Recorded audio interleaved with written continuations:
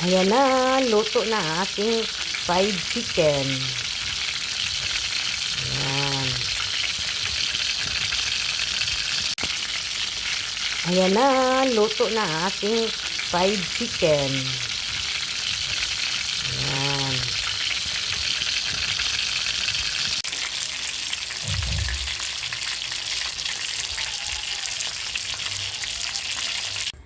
Nagluto ako ngayon ng sarili kong version ng gravy. Ano lang yan? Garlic, onion, flour, and patis. Kainan na! Ito ang aking fried chicken with lettuce, with my own version gravy and black rice.